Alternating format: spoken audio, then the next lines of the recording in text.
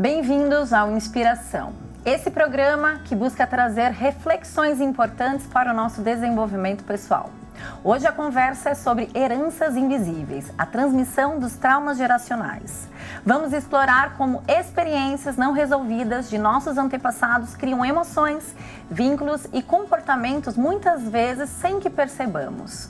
Esses traumas podem se manifestar em nossas vidas, afetando nossas relações e nossa saúde mental. Mas há esperança. É possível identificar essas heranças e interromper o ciclo, promovendo cura e transformação. Prepare-se para uma jornada de autoconhecimento.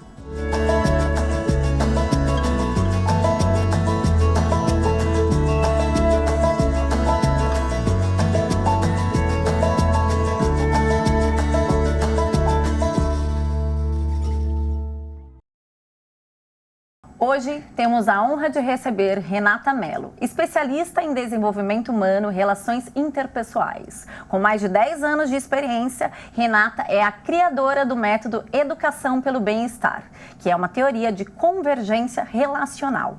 Atualmente, Renata se dedica à prática clínica e à mentoria de psicólogos, unindo ciência e vínculos afetivos para transformar vidas. Prepare-se para uma conversa rica em autoconhecimento e insights valiosos. Seja muito bem-vinda, Renata. Obrigada, Priscila. É uma alegria estar aqui com você. Que delícia de reencontro, para a gente falar um pouquinho, né? Olhar para nossas gerações anteriores e poder entender, identificar, né? O que nós estamos passando, se tem alguma relação com tudo isso. Sempre tem, né? Sempre tem, né? Então, para a gente começar, Rê, o que inspirou você a criar esse modelo Educação pelo Bem-Estar? Legal. Pri, eu estou há muitos anos nessa jornada, né, de olhar para o desenvolvimento humano, para as crianças, para os adolescentes, são muitos anos de estudos. E ao longo do caminho todo eu vinha me perguntando, poxa, o que é que falta? Onde é que está a lacuna? O que é que poderia ter de diferente? E quando eu fui para Portugal, uma das últimas certificações que eu fiz foi em parentalidade consciente e aí a conta fechou. Ah, então isso aqui é o que compõe um ser humano integral? Legal, e como é que eu levo isso para o desenvolvimento pessoal? E aí a gente montou, eu desenvolvi toda uma estrutura, tem pilares, tem embasamentos teóricos, técnicas, que é o que eu levo muito para a formação profissional. E a grande pergunta é, como é que eu restauro o bem-estar dessa pessoa? Porque quando ela está equilibrada emocionalmente, eu tenho um corpo que joga a favor, que tem mais saúde, eu tenho um cérebro que funciona melhor, eu tenho muito mais decisões conscientes e aí a pessoa consegue se respeitar e se desenvolver no processo. Rê, vamos falar um pouquinho só para as pessoas conhecerem a sua trajetória. Você sempre esteve neste lugar, né, no trabalho do integrativo, ou quando você sentiu esse chamado, né? Porque às vezes as pessoas estão passando por momentos agora que pedem uma retomada, né? Uma necessidade de, será que eu estou trabalhando dentro daquilo que é minha essência, que eu posso entregar o meu melhor? Fala um pouquinho para mim dessa sua trajetória. Legal. Foi uma trajetória muito comum se a gente olhar as pessoas que fazem essa mudança de rota, de caminho, né? Tanto que se a gente for olhar números, a gente tem dados que mostram que 60% dos diplomas são engavetados. E as pessoas não seguem exatamente por uma falta de autoconhecimento, de autopercepção desde o início. E essa foi a minha história também. Eu comecei com administração, eu trabalhei 10 anos no corporativo, até a hora que os meus filhos estavam crescendo, eu trabalhava muito e falava, isso não é Renata, não tem a ver comigo. Parei, fui para um sabático e aí nessa experiência de porta de escola, de tempo de convivência, eu acabei migrando e me interessando por temas de psicologia, de desenvolvimento humano e o que era ali uma curiosidade virou um propósito. Eu montei a primeira escola de emoções para desenvolvimento socioemocional de crianças em 2014, então foi a primeira do Brasil. Depois a gente evoluiu para programa socioemocional com escolas, montei formação para professores. Nessa época cheguei a ter 70 psicólogos desenvolvendo atividades nas escolas, enfim. Com a pandemia, a gente pausou o trabalho com as escolas, foi muito sofrido para eles. Eu fui para Portugal, tive a oportunidade de ir com a minha família. E lá a gente viveu uma experiência muito diferente. Eu fiz uma pausa de novo, falei, onde é que está a Renata? Que pulsa aqui dentro? Que rumo eu vou seguir? E a partir desse movimento de autoconhecimento é que eu fui continuando esse caminho e fui encontrando propósitos, fui para a parentalidade consciente, me fez muito sentido. A partir disso eu montei a educação pelo bem-estar, montei a teoria da convergência relacional, que é uma teoria que explica relacionamentos interpessoais. Comecei os atendimentos, falei, não vou voltar para o ambiente escolar, comecei os atendimentos, foi seguindo, aí a minha agenda encheu, as pessoas me pediam indicação, tem psicólogo para indicar para o meu marido, para minha mãe, para minha filha, que trabalhe com esse seu modelo, e eu não tinha porque era muito autoral. Aí eu montei uma formação para os psicólogos que eu já conhecia, pessoal, preciso indicar alguns clientes aqui, vamos lá, eu vou trazer para vocês essa formação. Foi muito legal, era para durar 3 meses, foi para 4, e daí eu tinha que voltar para o Brasil. Não, Renato, você tem que fazer supervisão para a gente, e acabei montando a formação profissional nisso. E agora, o que eu mais tenho feito é trazer essa linha da psicologia integrativa para o Brasil, que é uma coisa que a gente não tem aqui. Tem muito no discurso, mas muito pouco na prática, que é essa conexão cérebro, corpo, emoção, contexto humano. A gente é um todo, a gente não é uma parte isolada. E o bem-estar é uma das ferramentas que a gente usa na educação pelo bem-estar, que é o termômetro do bem-estar. Como é que eu consigo saber se está dando certo ou não? Para e presta atenção em você. Suas emoções contam coisas muito importantes sobre você. Exato. E aí, nessa trajetória, é que chegamos aqui hoje. Por que eu voltei nesse questionamento? Porque, assim, muitas vezes, principalmente nós, estamos numa geração que está quebrando, né? Está quebrando ciclos. E muitas vezes a gente olhando para a nossa mãe, para a nossa avó, que muitas vezes vieram honrando um ciclo de padrões profissionais ou de essência de vida, a gente muitas vezes se olha e olha para a nossa geração que vem antes, ou às vezes a gente escuta da nossa geração anterior e fala assim, né? E daí a gente vê, não, mas eu sinto que eu estou no caminho certo. Mas existe algo, né? Talvez uma dependência ali que fica falando para mim, será que eu devo? E é por isso que a gente está falando desse assunto hoje. Porque talvez para você ir para o lugar que é a sua essência, que é a sua missão de alma, né? Que é o que você está fazendo hoje, você talvez teve que quebrar um ciclo, né? Então, que a sua história, né, também possa inspirar a história de outras pessoas. E vamos falar como que os traumas geracionais podem se manifestar nas relações familiares, que eu acho que é um pote de oportunidades para a gente, né? Total. Na verdade, assim, primeiro vamos entender o que é um trauma. Um trauma é uma experiência emocional intensa que a gente viveu em algum momento da nossa vida e que a gente não deu conta de administrar. Então, o que o nosso cérebro faz? O cérebro está ali para garantir a nossa sobrevivência, esse é o principal objetivo dele. Ele fecha essa experiência como se fosse num buraco negro e tampa. E ele entende o quê? Não mexe com isso, porque isso me representa risco de vida. Guarda isso aí. E isso fica. Só que essa tampa, ela não é absoluta. Então, o que acontece? Ficam saindo como se fossem fumacinhas tóxicas desse buraco negro, e isso permeia a nossa vida. Então, isso aparece nas nossas relações conjugais, nas nossas relações de amizade, nas nossas relações parentais, na nossa experiência com a gente mesmo, e isso vai acompanhando a nossa vida até a hora que a gente consiga olhar para isso e falar assim, não vou mexer, não vou mais ter medo disso. Vou mexer porque agora eu sou uma pessoa diferente, com mais experiência de vida, com mais consistência, com mais apoio, eu consigo olhar para isso. Só que se a gente não faz isso, a gente tem um gatilho enorme que é ativado constantemente quando a gente tem filhos. Porque com os filhos a gente revive o processo de desenvolvimento humano. Eu estou ali acompanhando uma vidinha que depende de mim, que está crescendo, que está enfrentando desafios que um dia eu enfrentei na minha vida.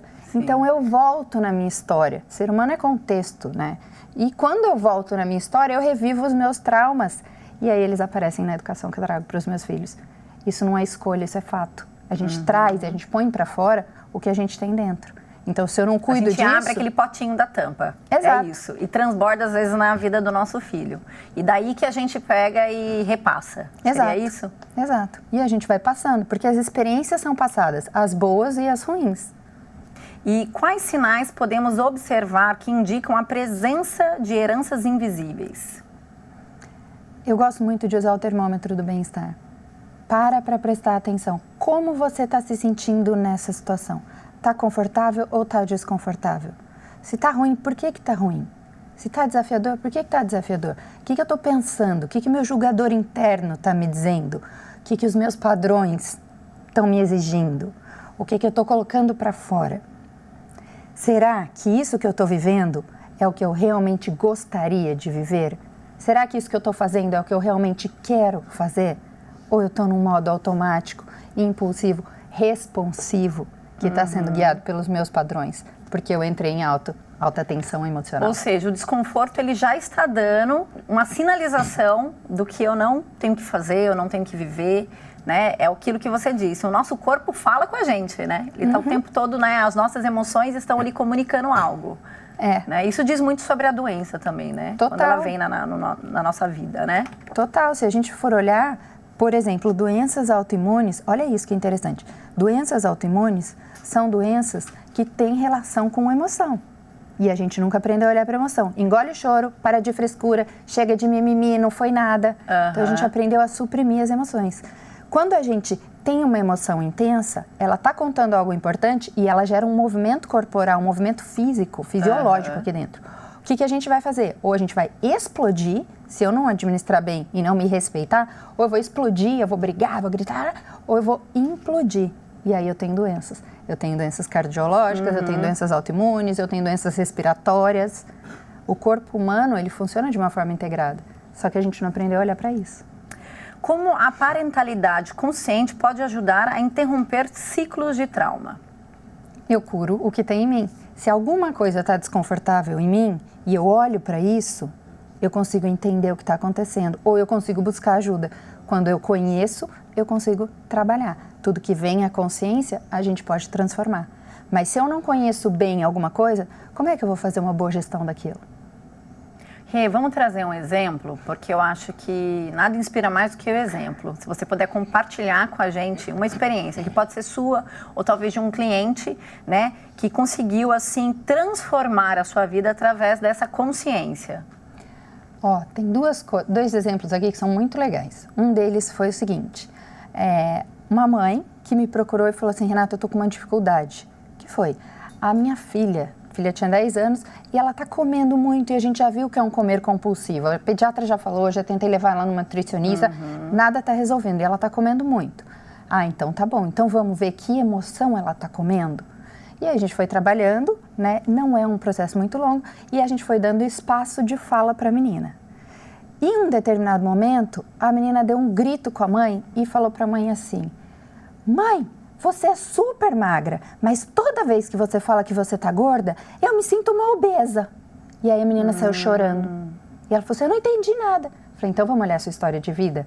E aí quando ela visitou a história de vida dela e a gente foi entender o caminho, o que acontecia? A história de vida da mãe. Da mãe. Olha como o trauma geracional chega. Sim. A mãe ouvia a avó e a bisavó sempre falarem de corpo, não, você tem que estar magra, não sei o quê. Aí vinha uma mulher na rua, nossa, como ela tá gorda, nossa, olha aquela roupa, como que isso, como que aquilo. E havia muita crítica a corpo. A mãe sempre olhou para aquilo e sempre se incomodou. E ela pegou e falou assim, eu nunca vou criticar ninguém. E ela nunca criticava o entorno, só que ela se criticava. Nossa, acho que eu engordei um pouco, nossa, acho que eu preciso emagrecer, nossa, que isso, que aquilo. E ela falava dela mesma, ela nunca falou das filhas. Só que ela tem um biotipo fino, magra, e o marido dela tem um biotipo mais parrudo. Não é gordo, mas mais consistente mesmo. E as meninas, as duas filhas dela, puxaram o biotipo do pai. Então ela se criticava, ela trazia para si esse padrão geracional, com a preocupação de não passar para a filha, mas a filha absorvia. Por quê? Porque tinha ali uma toxicidade saindo, porque ela não curou uma dor que ela tinha. E a gente cura como? Curando primeiro a mãe?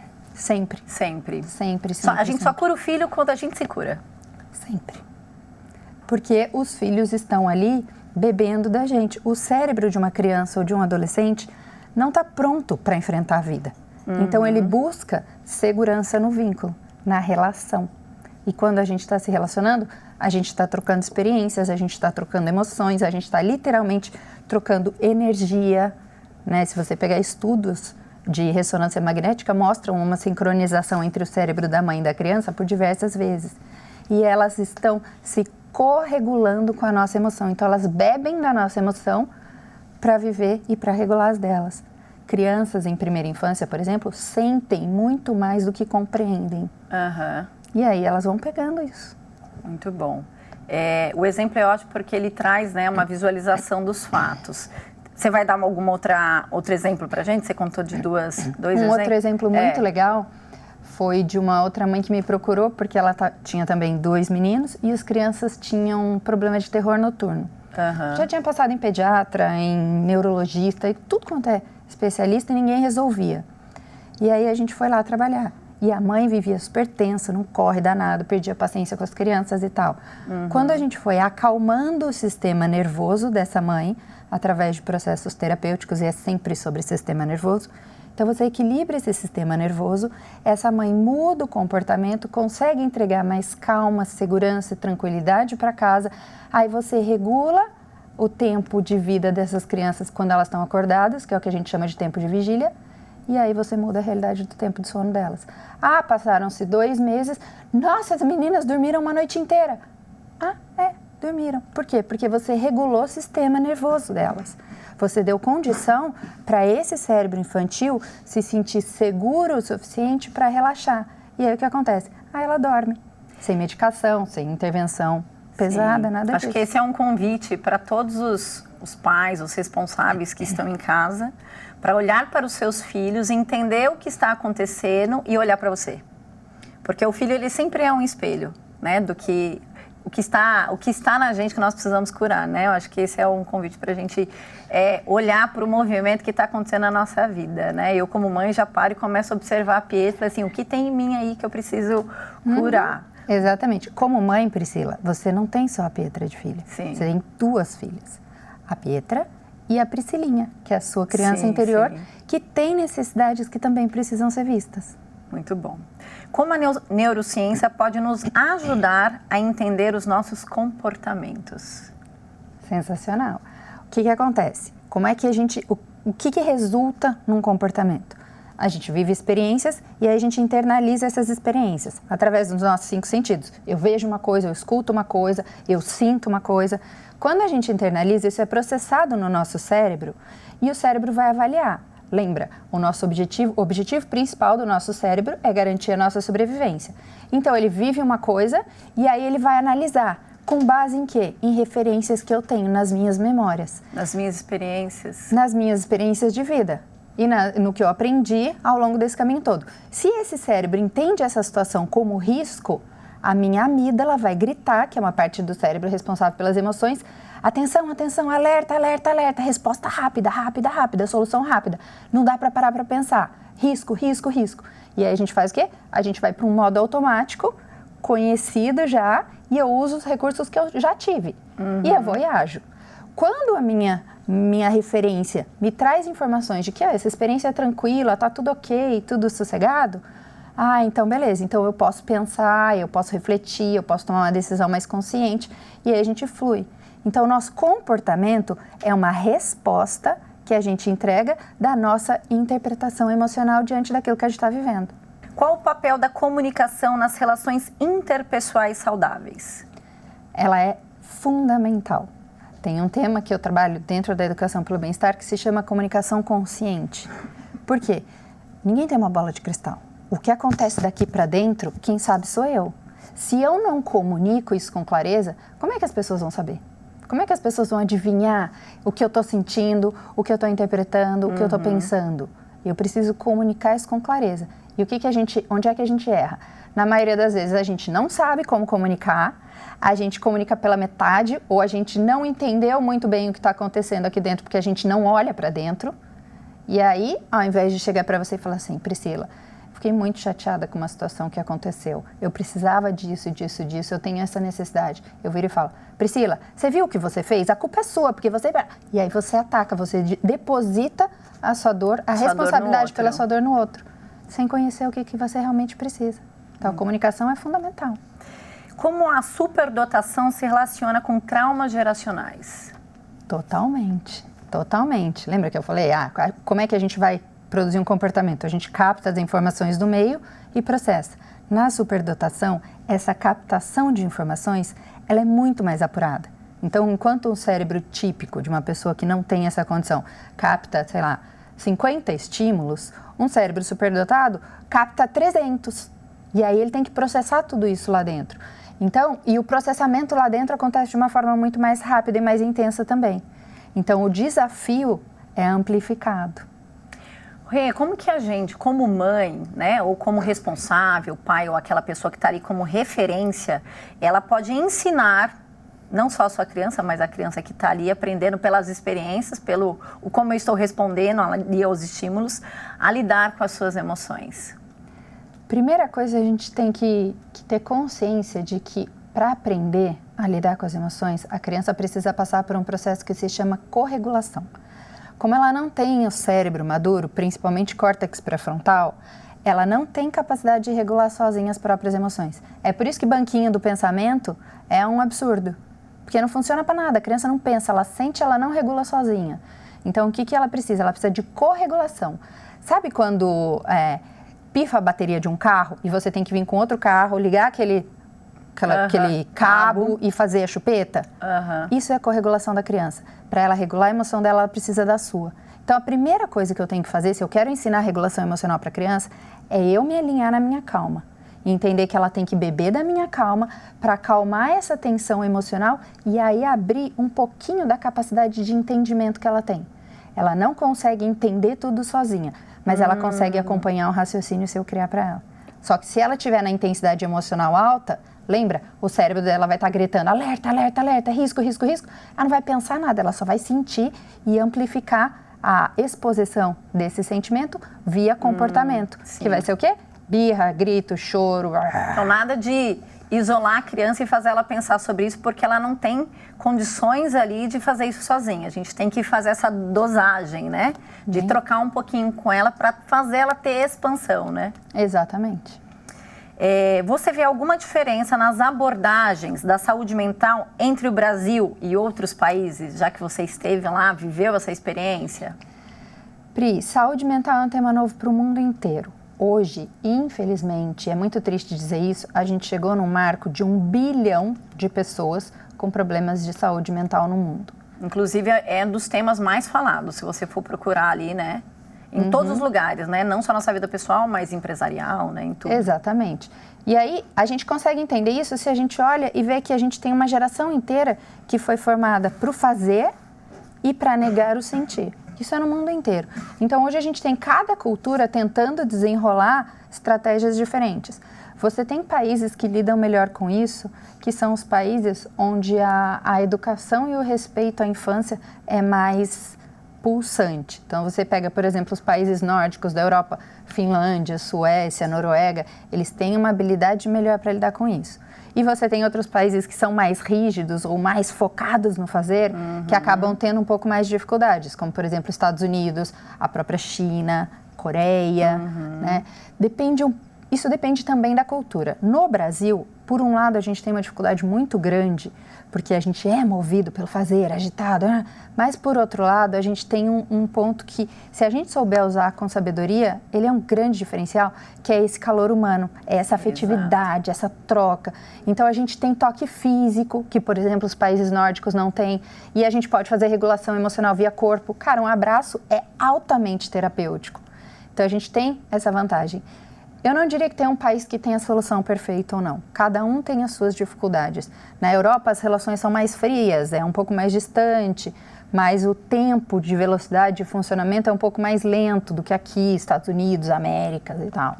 Então, tem prós e contras. Então, tudo depende da cultura, né? Que cada um está vivenciando. Rê, eu quero agradecer imensamente sua participação com a gente.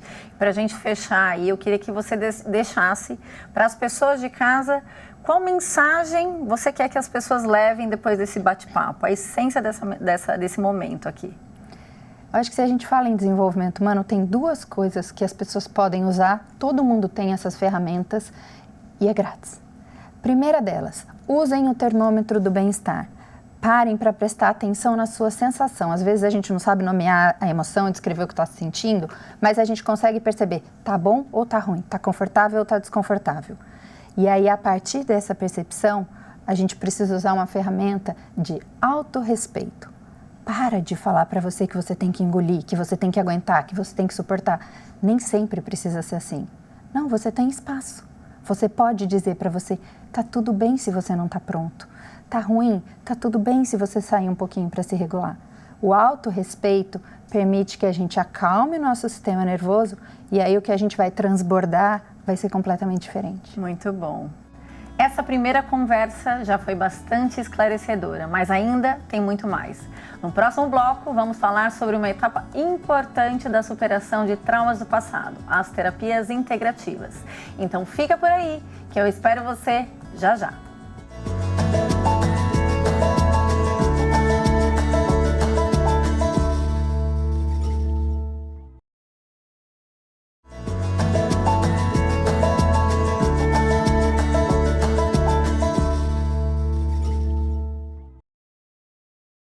Estamos de volta com inspiração e nesse bloco vamos fazer uma prática transformadora focada na quebra de heranças invisíveis, que ajuda a promover a cura e autoconhecimento. E quem vai nos guiar nesse exercício é a terapeuta Andréa Ferreira, especialista em PNL, Reiki, Theta Healing, movimentos sistêmicos e constelação familiar. Muito bem-vinda, Andréa.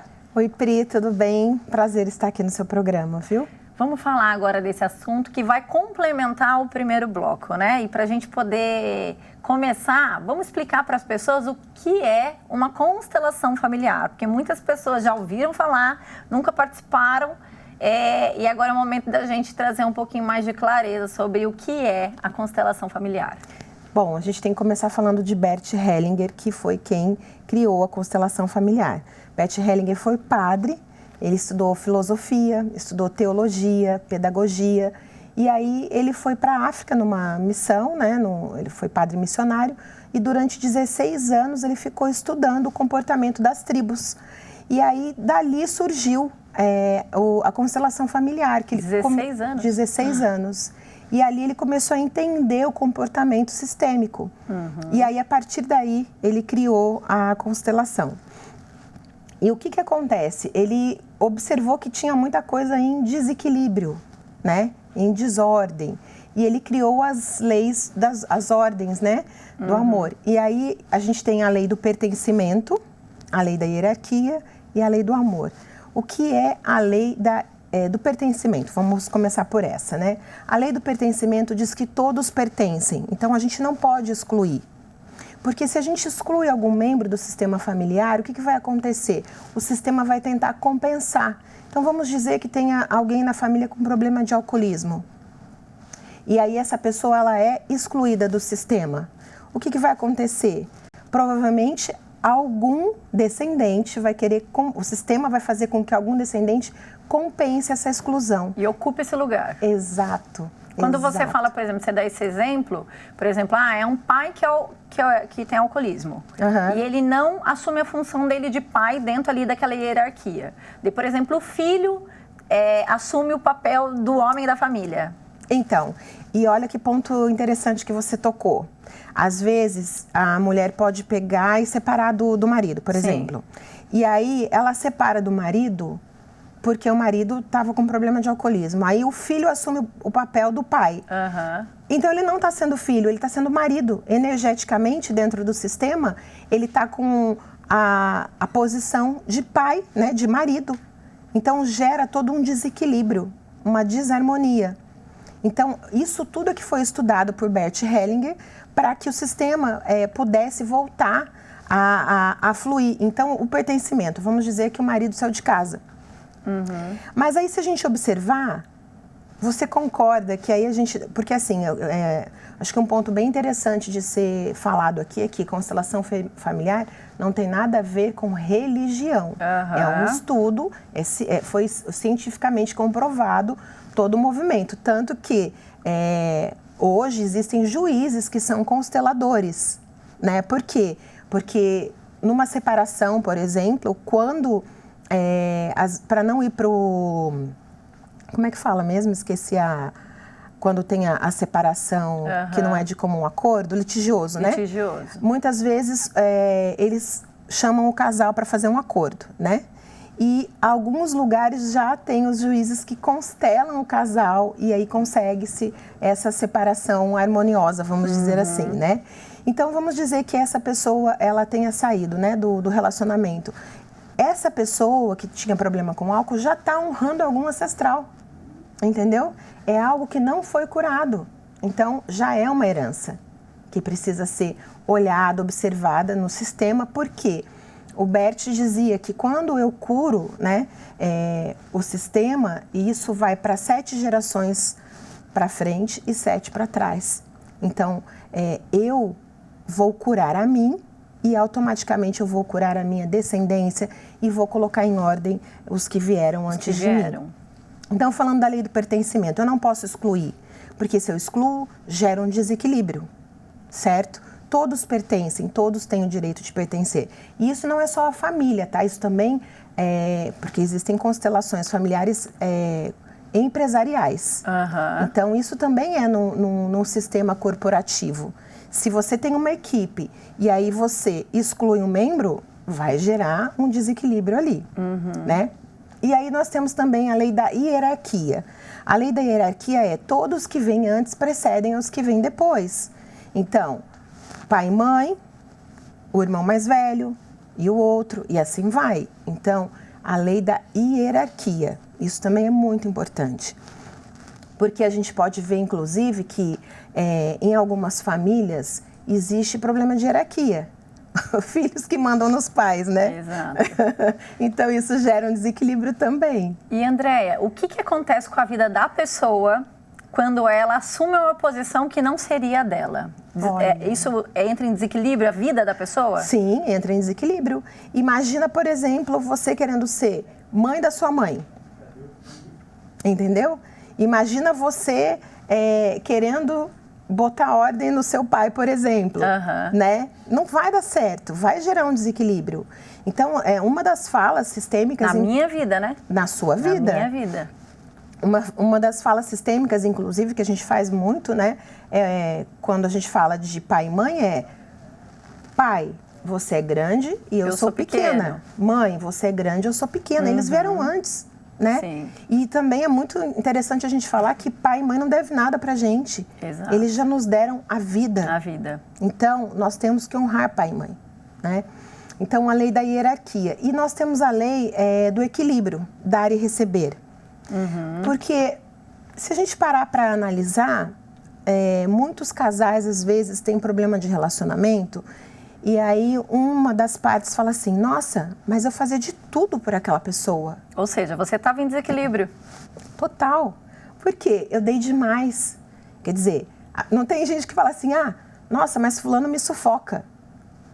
Porque deu demais. Exato. Então, isso gera um desequilíbrio. Eu preciso ter o equilíbrio entre dar e receber num relacionamento amoroso, num relacionamento familiar, num relacionamento de amizade, porque senão vai gerar o desequilíbrio e automaticamente, com o passar do tempo, acaba que as pessoas se separam porque tiveram esse desequilíbrio. Não tem nada a ver com amor.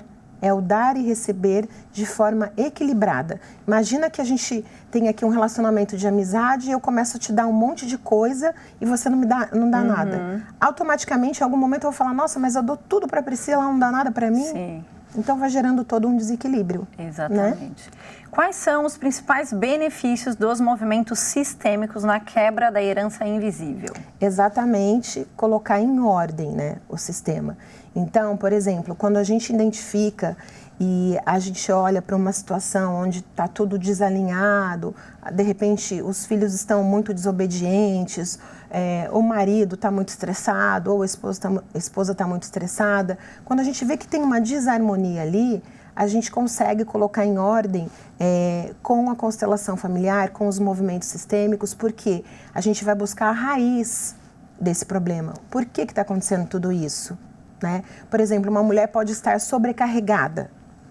Mas assim, ela está sobrecarregada por quê? Será que a ancestralidade feminina dela dizia que ela tinha que carregar tudo nas costas, que ela não dá conta, aliás, que ela tem que dar conta e que ela não pode buscar ajuda? Né? Então, a gente vai identificar, fazer a anamnese mesmo da situação para que a gente faça essa sessão, né, com a pessoa e coloque ordem no sistema. Eu já fiz constelação várias vezes, a Andréia sabe disso, e Às vezes um bom bate-papo também com seu pai, com a sua mãe, para entender as histórias, já traz mais clareza, né? Sim. Porque eles contando as histórias do jeitinho deles ali, você já começa, tô entendendo agora, né? É. E quando a gente faz isso, na verdade, é justamente para a gente não levar adiante, né, o André? Então, eu sou uma pessoa que eu gosto muito de ouvir as histórias ancestrais, né? Eu perguntei, por exemplo, para o meu pai, e com quantos anos o meu bisavô faleceu? E aí ele conta que, né, o meu bisavô por parte de mãe morreu com 105 anos. Eu perguntei isso porque meu pai está com 94, graças a Deus, com saúde, lúcido. Então, assim, eu acho que é muito interessante você saber a história da sua família, né? De onde veio, o que eles faziam. E eu toquei exatamente nesse assunto porque eu queria que você falasse um pouquinho disso. Como que a gente pode identificar as heranças invisíveis que nós estamos carregando, né? Então, você sabe que eu atendi uma pessoa e aí essa pessoa, ela tinha muito apego ao casal de filhos, né? Grandes já, enfim, né? Inclusive um já estava casado, morando em outro lugar.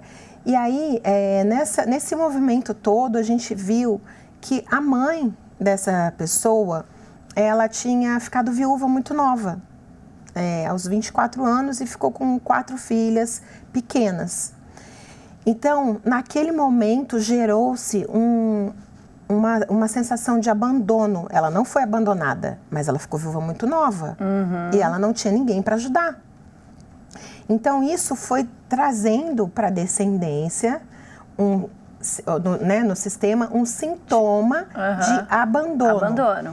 E o que acontecia? Essa pessoa não gostava da nora.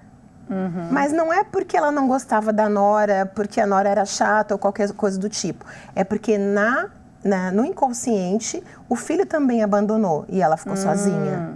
Entendi. É um pouco complexo da gente falar, mas assim, é um exemplo rápido onde a gente, às vezes, não tem um bom relacionamento com outras pessoas que entram no nosso sistema familiar, mas a gente pode estar carregando alguma coisa do nosso sistema, da nossa ancestralidade. E a constelação coloca isso em ordem. Andréia, vamos fazer o seguinte, vamos fazer uma prática para as pessoas entenderem mais um pouquinho sobre como funciona a constelação. Eu vi que você trouxe aí os bonequinhos, né? Dá uma breve explicação sobre esse momento agora. O que a gente vai fazer?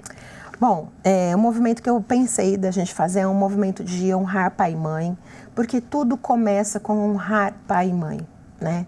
Pai e mãe que nos deram a vida. Então, nós somos 50% mamãe, 50% papai.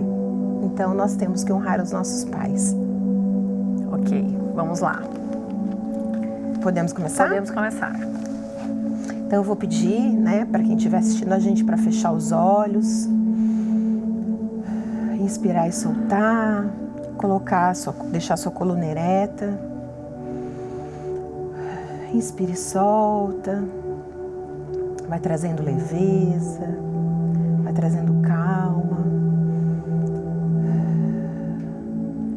E aí, nós vamos imaginar do nosso lado direito o nosso pai e toda a ancestralidade, toda a nossa linhagem, né? Toda a ancestralidade masculina. E aí eu recebo do meu pai toda essa linhagem, toda a força, toda a coragem, toda a ordem para ser tudo o que eu vim para ser. E eu digo, papai, você foi o pai certo para mim. Eu te honro e te agradeço pelo dom da vida. Inspire e solto. E do lado direito, do lado esquerdo, eu imagino a minha mãe, toda a linhagem feminina, e falo, mamãe, eu honro a sua vida, eu te agradeço pelo dom da vida. Eu trago de você e da sua linhagem feminina toda a nutrição, toda segurança, toda abundância e prosperidade, para que eu conquiste tudo o que eu quiser conquistar nessa vida. Você foi a mãe certa para mim. Eu te honro e te agradeço.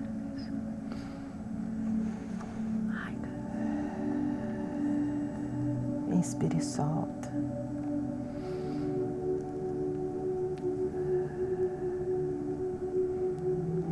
Podemos abrir os olhos. Ai, gente. É emocionante, né? É isso. A gente agradece aos pais pelo dom da vida. Nós temos que entender que os nossos pais não nos devem nada. Então, Pri, eu trouxe aqui alguns bonequinhos, né? Porque assim, nós temos várias maneiras de fazer uma constelação. Que a gente pode fazer uma constelação presencial. Com pessoas, né? Com várias pessoas. Com várias pessoas. Uma constelação familiar com uma pessoa só, né? A sessão individual. Nós temos como fazer também online, né? Hoje a maioria das terapias é feita de forma online, né? E você sabe que é muito interessante a constelação em grupo também, porque assim, quando existe uma constelação em grupo, então, por exemplo, você vai fazer uma constelação, você quer tratar algum assunto. Eu vou ser constelada. Você vai ser constelada. E aí a gente vai fazer uma constelação em grupo. Então, eu chamo aqui 10 pessoas. Essas pessoas vão ser os representantes, tá? E aí eu vou falar pra você assim, Priscila, escolhe uma pessoa. Mas eu não vou falar pra você o que ela vai representar, tá? E aí você vai escolhendo. Aliás, você sabe, as pessoas não sabem o que elas vão representar. É muito interessante, porque cada pessoa que vem para o campo representar um papel, aquela pessoa está curando nela também aquilo. Ela tem que estar naquela função, né? Viver naquela experiência, porque tem alguma relação também com a vida dela, né? Sim. Então, quando a gente faz uma constelação familiar em grupo, as pessoas que representam o que está sendo tratado ali, elas se curam também. Isso é muito legal, né? Eu tive um grupo de constelação familiar durante 4 meses, assim. Muitas curas foram acontecendo nesse período. Nós tivemos vários relatos, pessoas que pararam de fumar, irmã que estava sem falar com a outra irmã voltou depois de 8 meses. Então, assim, também não é que você vai fazer a constelação hoje e amanhã já vai acontecer. Sim, ela vai continuar reverberando. Vai reverberando, né? Vai acontecendo, isso vai para o resto da vida. É o invisível mesmo, né? São os nós sendo desatados, né? Exatamente isso. É o emaranhamento saindo e colocando tudo em ordem sistêmica. É algo que se a gente tentasse na força nossa, a gente não ia conseguir. Precisava desse empurrão, né? Exatamente. É um empurrãozinho, que eu sempre falo, a constelação é um empurrãozinho na nossa vida. E aí, nós temos várias falas sistêmicas, né? E tem, inclusive, essas cartinhas de frases sistêmicas. Eu vou pedir para você tirar aqui, escolher umas frases para a gente falar. E, por exemplo, vamos dar um exemplo aqui, né? Para as pessoas que estão nos assistindo. Pega aqui 2 bonequinhos para representar o seu pai e a sua mãe. Tá. O azulzinho é meu pai. Apesar que meu pai adora amarelo, mas é azul. E o amarelo é minha mãe. E o amarelinho, ele é moreninho, né? E o apelido da minha mãe é Nega. Ah, é? Porque dos irmãos, ela era mais moreninha. Eu olhei para aquele e falei assim, é minha mãe, é a Nega. Agora, um bonequinho para representar você. Eu? A amarelinha pequenininha, aí, Então, quando a gente faz, por exemplo, com os bonecos, aí a gente pode fazer o que aqui, né? Nesse caso, você representada pelo boneco, aí eu falo assim, Priscila, você vai fazer um movimento de honrar os seus pais. Então, você se curva, porque você é pequena. Então, mamãe, eu honro você. Eu te agradeço pelo dom da vida. Papai, eu honro você. Eu te agradeço pelo dom da vida. Né? E vamos dizer que você tem algum problema com os pais, por exemplo. Às vezes a gente tem pessoas que não saíram de casa ainda, que moram com os pais e mesmo já com uma certa idade, porque essa pessoa ela ainda pode se sentir, não no sentido pejorativo, tá? A filhinha da mamãe ou a filhinha do papai. Em que sentido? De que os pais estão abraçando ainda. Só que ela quer ir para a vida, né? Então, a gente faz um movimento, por exemplo, de dizer, mamãe, eu honro você, mas eu peço agora que, por favor, me libere. Me libere das suas expectativas. Eu honro a sua vida, eu honro você, mas eu vou fazer um pouquinho diferente, né? Porque às vezes, assim, os pais colocam muita expectativa sobre os filhos, né? Exato. Então a gente faz algumas falas assim. E a mesma coisa com o papai, né? Papai, eu honro você. Eu peço, por favor, que me libere. Eu vou fazer um pouquinho diferente. Então, são várias falas sistêmicas, Sim. né? E aí, aqui a gente tem algumas. Eu queria que você escolhesse uma carta. Escolher uma carta. Então. Vamos lá. É uma carta para mim ou para alguém, será, que vai assistir esse programa? Para o nosso Inspiração. Vamos tirar uma carta pensando no nosso programa, no Inspiração? Vamos ver o que vai sair. Eu tiro e entrego para você ou vir? Pode ler. Pode virar e ler? Uhum. Vamos lá, então. Eu devolvo o seu lugar. Olha que interessante. Isso é uma fala para quando alguém está no lugar errado, né? Se, por exemplo, existe aqui... Vamos dizer que você estivesse no lugar da sua mãe, por exemplo. Então, você é super parceira do seu pai, e aí você faz tudo com o seu pai, e seu pai, por exemplo, vai tomar decisões, ao invés de consultar sua mãe, ele consulta você. Sim. Então, a gente faz esse movimento e fala, eu devolvo o seu lugar. Sua mãe, você. É muito legal você falar disso, porque o que acontece? A minha mãe sempre foi uma mulher que cuida muito, né? E sempre esteve ali em prol da família. E a minha mãe sempre teve o sonho de ser bailarina, né? E eu sou bailarina, né? E teve um momento da minha vida que eu estava, né, na decisão de vou fechar a escola. E para mim ficou bem claro, depois de muito processo, que eu estava honrando a minha mãe, que eu não estava conseguindo fechar.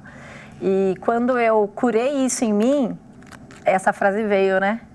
Eu devolvo o seu lugar. É como se eu tivesse encerrado um ciclo, para mim, veio muito forte. E que eu estou no lugar que neste momento, eu precisaria estar, né? Sim. Que eu já fiz o que eu precisava ter feito, né? Que minha mãe se realiza muito em mim. Ela com certeza vai ver esse programa, vai ser a primeira a ver. E muito bom, muito bom. Tira mais uma. Vamos tirar mais uma, então. Bora lá. Vamos tirar mais uma. Faça diferente por todos que não puderam. Olha que legal. Olha lá. É quando a gente fala, eu vou fazer um pouquinho diferente.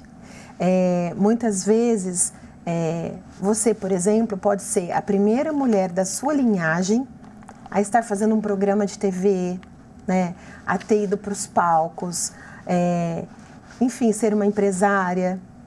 Então, você fez diferente da sua linhagem feminina. Sim. Né? E é isso. E a gente veio aqui para evoluir e fazer diferente, né? Honrando, agradecendo, seguindo em frente e evoluindo. Andréia, muito obrigada. Foi maravilhosa essa experiência e que as pessoas tenham entendido um pouquinho mais sobre o quanto a constelação familiar e entender as nossas heranças invisíveis, elas nos libertam para viver o extraordinário, né, pra gente. Sim, e coloca tudo em ordem. Muito bom. Chegamos ao final do nosso programa sobre heranças invisíveis, a transmissão dos traumas geracionais. Hoje fomos convidados a refletir sobre as marcas que carregamos e como elas moldam nossa jornada.